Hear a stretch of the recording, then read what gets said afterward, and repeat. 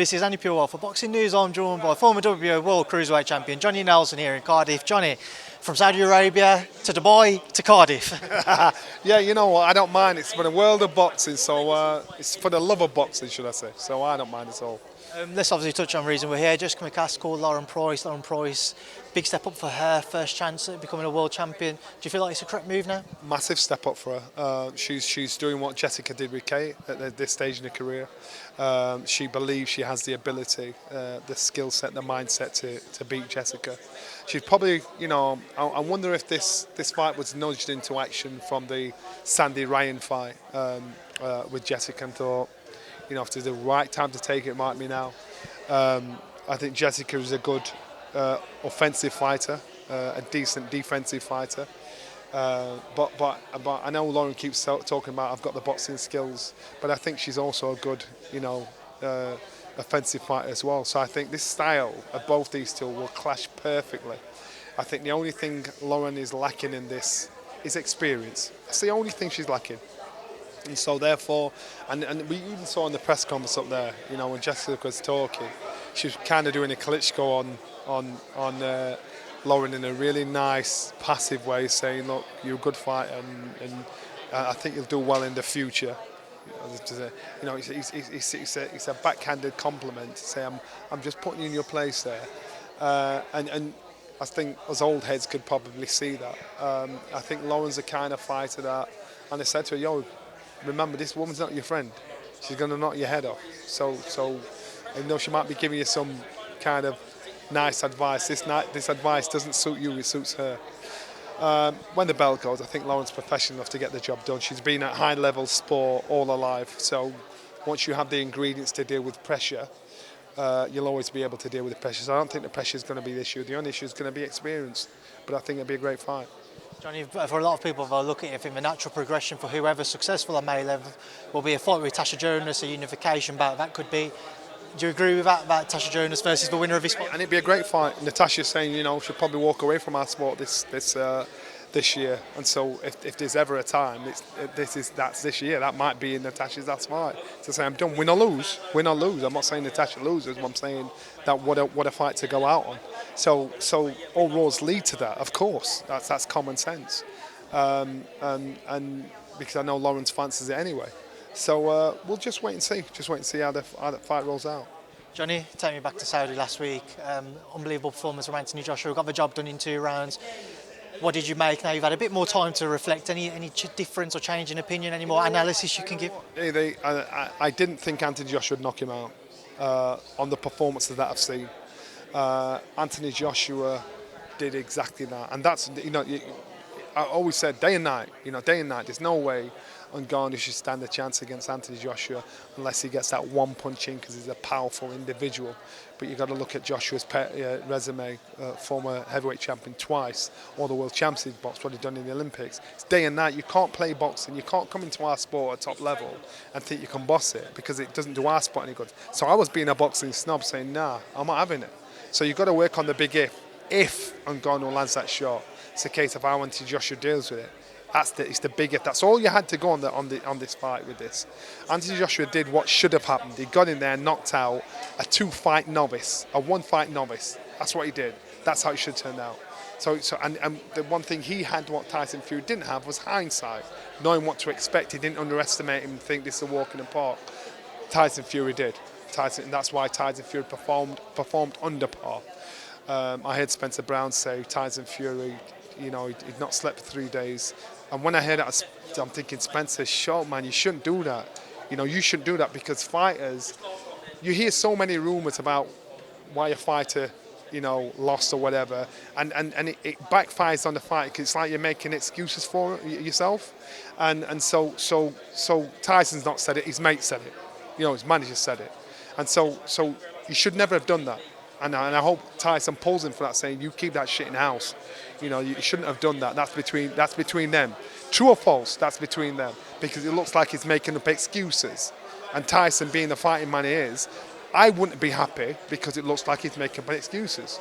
So in regards to that, I just think our assessment is he took Ngannou lightly, and he made the same mistake we all did and it benefited Anthony Joshua. And if Anthony Joshua prepared as though he's fighting a top dog fighter, and the results were top dog, top draw. That's what should have happened. That's what always should have happened. So the knockout, brilliant. Brilliant knockout, brilliant execution. But and I didn't expect that kind of knockout, but Anthony Joshua did really, really well, did what was expected of him. And again, you take that firepower, you take that letting your hands go to anybody, then all of a sudden you think, yes, because you've got to look at the Franklin fight. You think the Franklin fight, you've got to look at the fight against Wallen. You're thinking, you know what, you've got to step this thing up. You know, now if you can take that mindset, Ben Davison, give you a tick box there, because Ben, I gave you a hard time. I said, how comes this young man's got a Porsche to drive? What credentials has he got? He didn't add anything to Anthony Joshua's physical attributes. He just turned that switch on for him to believe what he could do. Believe in what he could do. And Anthony Joshua went in there, and that was an accumulation of the backlash he's had from losing to Ruiz, losing to Usyk, the backlash he's had from the public's love all of a sudden to being looked down upon, or people giving you shit. Now he's thinking, what else have I got to do? I've got to listen to this guy. Well, yeah, I can do it, because if I can't do it, I shouldn't be here. The penny's finally dropped. So good on you, Ben Davies. You made that penny dropped. You know, you've got it into his head, and that was the work done. I think, Anthony Joshua, you take that mindset in, you can take it anywhere. Now, will Anthony Joshua wait for May the 18th to see what happens with Usyk and Fury, and then maybe have to wait 3-4 months after that to fight again? I don't think so, because you've seen quite clearly, you know, him being busy has brought the best out of him, made him feel better, made him like the Tyson, the Anthony Joshua of old, that's busy, you know, confident, sure of what he can do.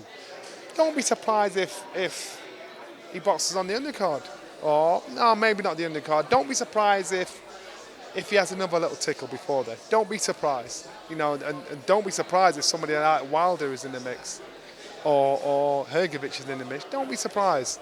But I think Anthony Joshua, you know, I'd been asked prior, who do you think would win between Joshua and Fury? First I said Joshua, then I said Fury, because Joshua's performance went flat. Fury's performance has gone flat. Now you're saying Joshua again. It's about performances. You've got to look at the last performances now. Looking at the last performance, anybody would say Anthony Joshua. Looking at the last performance, it's a case of what you get when both these fighters are on today's form, because they're not the fighters they were, but the fighters they are on today's form. That's what you've got to look at, and that's what you've got to assess it on. So on that note then, Johnny, if we were to see a Joshua Fury fight on today's form, would you pick Anthony Joshua to defeat Tyson Fury? If so, how? Yes, I would. Yes, I would. By knockout. By knockout, yes, I would. You know, that he showed power. He showed good setup and confidence setting the shots up. Yes, I would. And I've said, I believe Tyson Fury beats Alexander Usyk. And again, I'm not believing that he had a brilliant training camp in his last fight. I believe that he didn't respect the man, so therefore don't be fooled by that. I think he beats Usyk, but I think on that form, with that mindset against Anthony Joshua should be too powerful, too aggressive, and too much of a handful. Just on that note of Anthony Joshua being more aggressive and too much of a handful, prior to Otto Wallin, people questioned kind of his... Surety. Yeah. Such as against Franklin. Yeah, and that's what I'm saying, and that's why I said that Anthony Joshua loses to Wilder, that Anthony Joshua loses to Fury, and so now it's building blocks. So show that surety that I've seen. I'm like, you take that to those fighters, let your hands go. Then I get it. Then I can see it. But the public problem is this: that you know, when he's underperformed, you think, oh God, he's going to. Even fighters even fans that are fight fans that sided with Ngannou to say, oh, Ngannou will beat him. It's only because they don't trust Anthony Joshua will box to the best of his ability. You know, bring that best out of him, bring that fight out of him, let those shots go. You know, when you're going in and not sure of what you're going to do, you know, even fans watch it thinking, this guy's not sure of what he's doing. You should be in there and know what you want to do right now. So in a way, you kind of understand why the fans are fickle. But on that performance, you make the fans think, I put my house on this. Let's do this.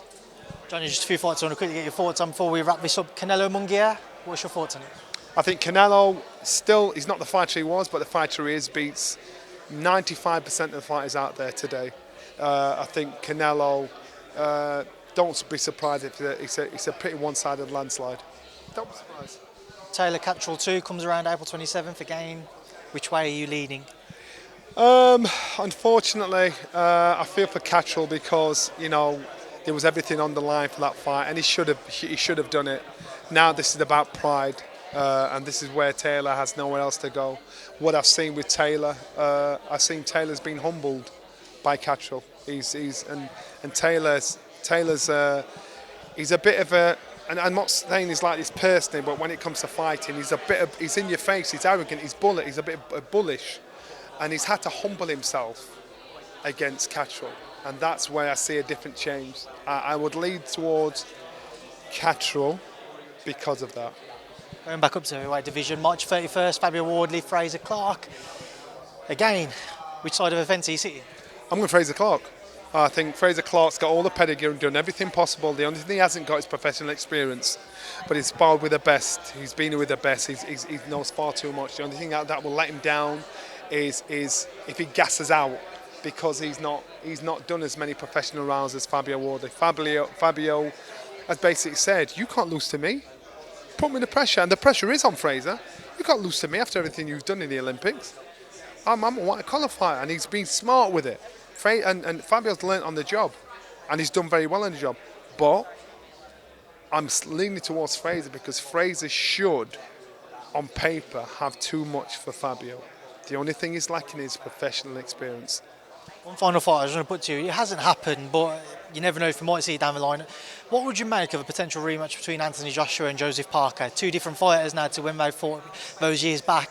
A very intriguing matchup because both of them on a high, both of them active as well. I'd still say Anthony Joshua. Remember, Joseph Parker had been a world champion before that, so he had more professional experience than Anthony Joshua. And Anthony Joshua beat him. I don't see why there'd be a difference. In result. I think he did a good job against Zhang. Got the job done. He had to play it safe. Got hurt a couple of times, still came through. He beat Wilder. Wilder, let's all be honest, Wilder wasn't the fighter he was. So he's been in the right place, right time. He's had consistency. I don't see any reason why the result would be different between Parker and AJ. Johnny, it's a pleasure as always. Safe travels back home. I'm sure I'll see you soon. You will do. Nice one.